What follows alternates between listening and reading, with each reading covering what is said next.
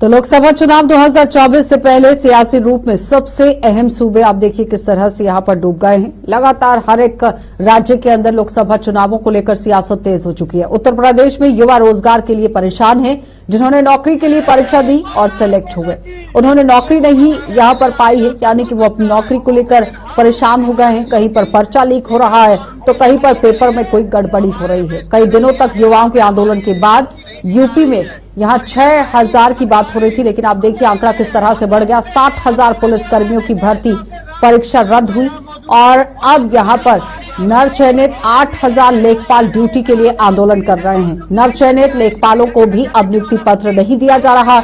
राज्य परिषद का कहना है कि सुप्रीम कोर्ट ने नियुक्ति पत्र वितरण पर रोक लगा दी है। वहीं नवचयनित लेखपाल न्याय की दुहाई दे रहे हैं। ये तस्वीरें हैं जो उत्तर प्रदेश से राज्य परिषद मुख्यालय की आप देख रहे हैं, जहां पर भारी तादाद में ये लेखपाल इकट्ठा हुए हैं, अपनी बात को सामने रख रहे हैं।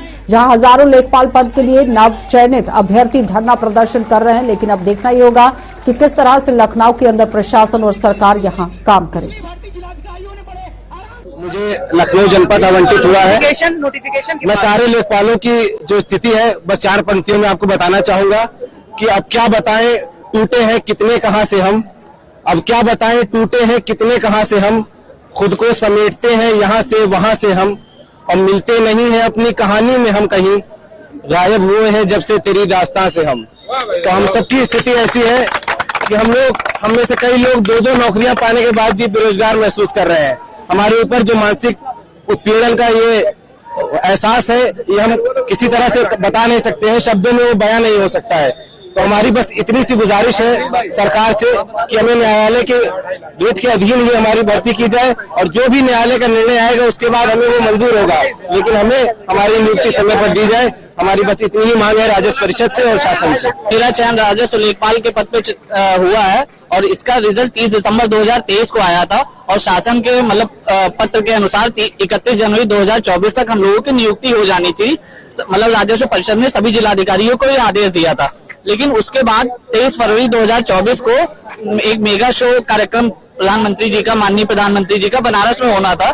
उसके बाद और जो अलग अलग जो जिले थे उनमें जो प्रभारी मंत्री थे उनके द्वारा नियुक्ति पत्र हम लोगों को प्रदान किया जाना था, लेकिन 13 फरवरी को सुप्रीम कोर्ट का एक आदेश आता है, उसमें कोई ऐसा स्टे वगैरह एक क्वेश्चन था, उस पर डाउट था, तो शासन उसको मद्देनजर रखते हुए राजस्व परिषद को ये आदेश देती है कि वो स्वविवेक से अगर चाहे तो हम लोगों को नियुक्ति पत्र प्रदान कर सकती है। लेकिन शासन पर जो राजस्व परिषद है उसने हम लोगों को जो नियुक्ति पत्र वितरण था वो कार्यक्रम स्थगित कर दिया, और हालांकि हम लोगों से योगदान आख्या भी ले ली गई है, और बहुत सारे लोगों से जो पहले जॉब में थे उनको रिजाइन कर दिया गया है कि आप लोग पहले रेजिग्नेशन लेकर आइए, योगदान आख्या सबमिट करिए, उसके बाद हमको फिर से आप लोगों को ज्वाइनिंग दी जाएगी। तो यहाँ बहुत लोगों से 15-20 दिन तक, 1 महीने तक काम कराया जा रहा है कई जिलों में, कई तहसीलों में, और ज्वाइनिंग लेटर तो सबको वितरित दिया जा चुका रहा है। लेकिन अब ये समस्या आ गई है कि जो परिवार वाले हैं,